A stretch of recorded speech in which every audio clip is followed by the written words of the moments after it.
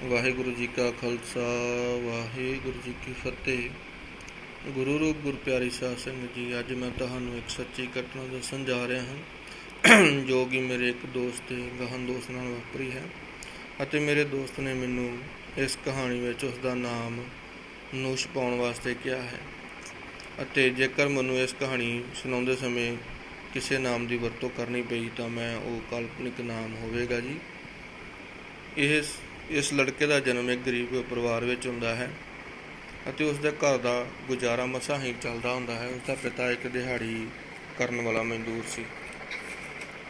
ਜਦੋਂ ਇਸ ਲੜਕੇ ਦੀ ਉਮਰ ਛੋਟੀ ਹੀ ਹੁੰਦੀ ਹੈ ਤਾਂ ਉਸਦੇ ਪਿਤਾ ਦੀ ਡੈਥ ਹੋ ਜਾਂਦੀ ਹੈ।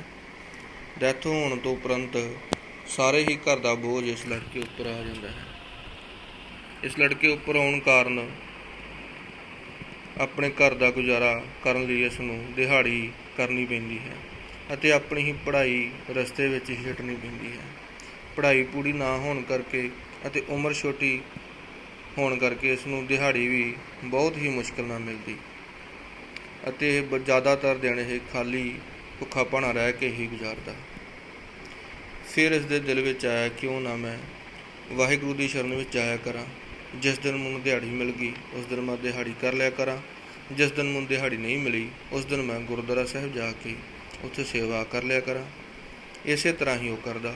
ਜਿਸ ਦਿਨ ਉਸ ਨੂੰ ਦਿਹਾੜੀ ਮਿਲਦੀ ਉਹ ਦਿਹਾੜੀ ਲਾ ਲੈਂਦਾ ਅਤੇ ਜਿਸ ਦਿਨ ਉਸ ਨੂੰ ਦਿਹਾੜੀ ਜਾਂ ਕੋਈ ਵੀ ਕੰਮਕਾਜ ਨਹੀਂ ਮਿਲਦਾ ਤਾਂ ਉਹ ਗੁਰਦੁਆਰਾ ਸਾਹਿਬ ਚਲਾ ਜਾਂਦਾ। ਗੁਰਦੁਆਰਾ ਸਾਹਿਬ ਜਾ ਕੇ ਉੱਥੇ ਕੀਰਤਨ ਨੂੰ ਸਰਵਣ ਕਰਦਾ, ਗੁਰਬਾਣੀ ਪੜ੍ਹਦਾ। ਇੰਨੇ ਨੂੰ ਉਹ ਗੁਰਦੁਆਰਾ ਸਾਹਿਬ ਜਾਣ ਦੇ ਕੋਈ ਉਹਨੂੰ ਸਿੱਖ ਮਿਲ ਜਾਂਦਾ ਅਤੇ ਉਹ ਉਸ ਨੂੰ ਗੁਰਬਾਣੀ ਪੜ੍ਹਨੀ ਸਿਖਾ ਦਿੰਦਾ। ਪੜ੍ਹਿਆ ਤਾਂ ਥੋੜ੍ਹੀਆਂ ਜਮਾਤਾਂ ਉਹ ਪਹਿਲਾਂ ਹੀ ਸੀ, ਜਿਸ ਕਾਰਨ ਉਸ ਨੂੰ ਕੋਈ ਜ਼ਿਆਦਾ ਔਖਿਆਈ ਨਹੀਂ ਹੋਈ ਜਪਜੀ ਸਾਹਿਬ ਜੀ ਦੇ ਪਾਠ ਨੂੰ ਸਿੱਖਣ ਵਿੱਚ ਅਤੇ ਉਹ ਕਹਿੰਦਾ ਮੈਂ ਛੇਤੀ ਹੀ ਜਪਜੀ ਸਾਹਿਬ ਜੀ ਦਾ ਪਾਠ ਸਿੱਖ ਲਿਆ। ਜਪਜੀ ਸਾਹਿਬ ਜੀ ਦਾ ਪਾਠ ਕਹਿੰਦਾ ਮੈਂ ਨਿਰੰਤਰ ਕਰਦਾ ਰਹਿਣਾ। ਸਵੇਰੇ ਸਵਖਤੇ ਉੱਠਣਾ, ਅੰਮ੍ਰਿਤ ਵੇਲੇ ਜਪਜੀ ਸਾਹਿਬ ਜੀ ਦੀ ਬਾਣੀ ਪੜ੍ਹ ਕੇ ਫਿਰ ਕਹਿੰਦਾ ਮੈਂ ਦਿਹਾੜੀ ਲਾਉਣ ਵਾਸਤੇ ਬਾਹਰ ਨਿਕਲਣਾ।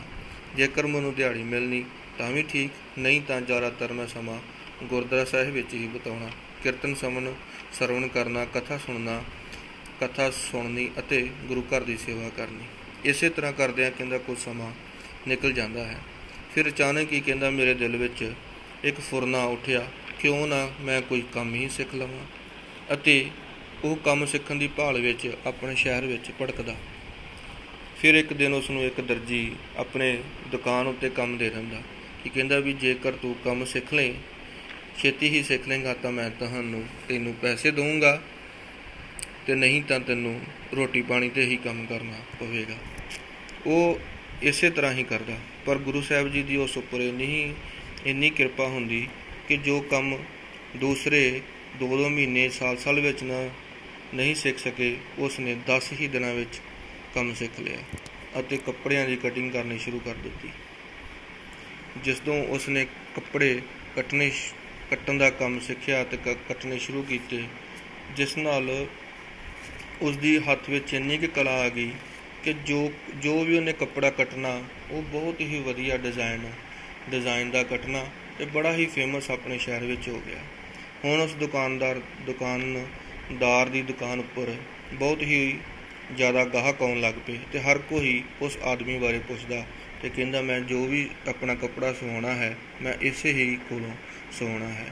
ਇਹ ਸਾਰੀ ਮਿਹਨਤ ਕਰਦੇ ਸਮੇਂ ਉਹ ਕਹਿੰਦਾ ਮੈਂ ਹਰ ਰੋਜ਼ ਸਵੇਰੇ ਅੰਮ੍ਰਿਤ ਵੇਲੇ ਉੱਠ ਕੇ ਜਾਪ ਕਰਨਾ ਜਪਜੀ ਸਾਹਿਬ ਜੀ ਦਾ ਪਾਠ ਦਾ ਅਤੇ ਸਾਰੀ ਦਿਹਾੜੀ ਜਦੋਂ ਵੀ ਮੈਂ ਸੂਟ ਕੱਟਣ ਲੱਗਣਾ ਜਾਂ ਕਹਿੰਦਾ ਮੈਂ ਕੋਈ ਵੀ ਕੰਮ ਕਰਨ ਲੱਗਣਾ, ਮੈਂ ਆਪਣੇ ਅੰਦਰ ਜਪਜੀ ਸਾਹਿਬ ਜੀ ਦੀ ਬਾਣੀ ਦਾ ਜਾਪ ਇਸੇ ਤਰ੍ਹਾਂ ਹੀ ਕਰਦੇ ਰਹਿਣਾ।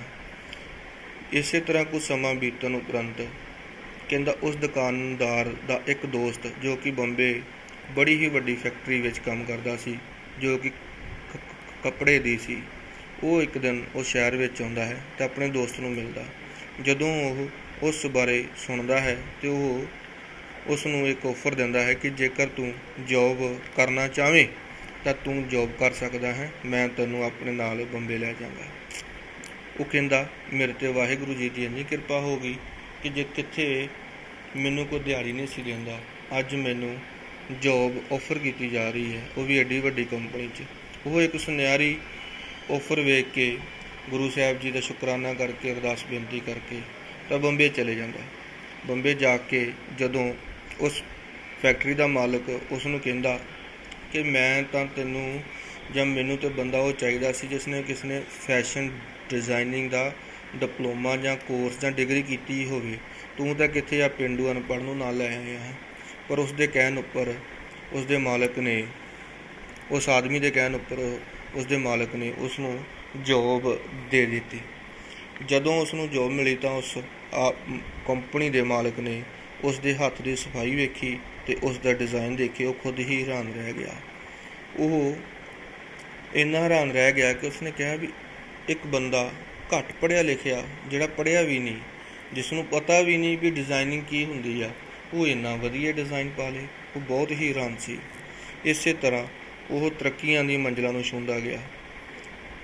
ਉਹ ਦੱਸਦਾ ਕਿ ਜਿਉਂ-ਜਿਉਂ ਮੇਰੀ ਤਰੱਕੀ ਹੋਣੀ ਤਿਉਂ-ਤਿਉਂ ਮੇਰਾ ਗੁਰੂ ਸਾਹਿਬ ਜੀ ਉੱਪਰ ਵਿਸ਼ਵਾਸ ਵੱਧਦਾ ਹੀ ਜਾਣਾ। ਇਸੇ ਤਰ੍ਹਾਂ ਉਸੇ ਹੀ ਕੰਪਨੀ ਦੀ ਇੱਕ ਬ੍ਰਾਂਚ ਅਮਰੀਕਾ ਵਿੱਚ ਸੀ। ਉਸ ਕੰਪਨੀ ਦੇ ਮਾਲਕ ਨੇ ਉਸ ਨੂੰ ਆਫਰ ਕੀਤਾ ਕਿ ਹੁਣ ਤੂੰ ਅਮਰੀਕਾ ਵਿੱਚ ਜਾ ਆਪਾਂ ਤੈਨੂੰ ਭੇਜਣਾ ਵਾ, ਉੱਥੇ ਜਾ ਕੇ ਤੂੰ ਆਪਣੀ ਜੋਬ ਕਰਨੀ ਹੈ। ਉਹ ਇਹ ਗੱਲ ਸੁਣ ਕੇ ਬਹੁਤ ਹੀ ਖੁਸ਼ ਹੁੰਦਾ ਅਤੇ ਅਮਰੀਕਾ ਨੂੰ ਚਲ ਜਾਂਦਾ। ਅਮਰੀਕਾ ਜਾ ਕੇ ਵੀ ਉਹ ਬੜੀਆਂ ਹੀ ਉਚਾਈਆਂ ਨੂੰ ਛੂੰਹਦਾ ਅਤੇ ਸਤਿਗੁਰੂ ਸੱਚੇ ਪਾਤਸ਼ਾਹ ਜੀ ਦਾ ਸ਼ੁਕਰਾਨਾ ਕਰਦਾ। ਇਹ ਸੀ ਕਹਾਣੀ ਮੇਰੇ ਉਸ ਦੋਸਤ ਦੀ। ਉਸ ਉੱਪਰ ਕਿਸ ਤਰ੍ਹਾਂ ਵਾਹਿਗੁਰੂ ਧੰਨ ਧੰਨ ਗੁਰੂ ਗ੍ਰੰਥ ਸਾਹਿਬ ਜੀ ਦੀ ਬਖਸ਼ਿਸ਼ ਹੋਈ ਅਤੇ ਉਸ ਨੇ ਜਪਜੀ ਸਾਹਿਬ ਜੀ ਦੀ ਬਾਣੀ, ਜਪਜੀ ਸਾਹਿਬ ਜੀ ਦਾ ਜਾਪ ਕਰਨਾ ਨਹੀਂ ਛੱਡਿਆ।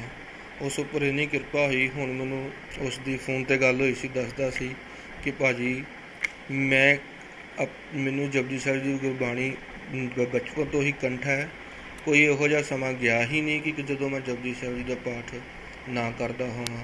ਮੇਰੇ ਉੱਪਰ ਸਤਿਗੁਰੂ ਸੱਚੇ ਪਾਤਸ਼ਾਹ ਜੀ ਦੀ ਕਹਿੰਦਾ ਇੰਨੀ ਬਖਸ਼ਿਸ਼ ਹੈ ਅਤੇ ਨਾਲ ਹੀ ਉਹ ਸਤਿਗੁਰੂ ਸੱਚੇ ਪਾਤਸ਼ਾਹ ਜੀ ਦਾ ਸ਼ੁਕਰਾਨਾ ਕਰਦਾ ਕਿ ਗੁਰੂ ਸਾਹਿਬ ਜੀ ਨੇ, ਮੈਂ ਸੋਚਿਆ ਵੀ ਨਹੀਂ ਸੀ ਕਿ ਮੈਂ ਐਡੇ ਵੱਡੇ ਕਿੱਥੇ ਮੈਨੂੰ ਰੋਟੀ ਦੀ ਪਈ ਹੁੰਦੀ ਸੀ ਕਿ ਮੈਂ ਸ਼ਾਮ ਨੂੰ ਰੋਟੀ ਖਾਵਾਂਗਾ ਜਾਂ ਭੁੱਖਾ ਸੋਵਾਂਗਾ।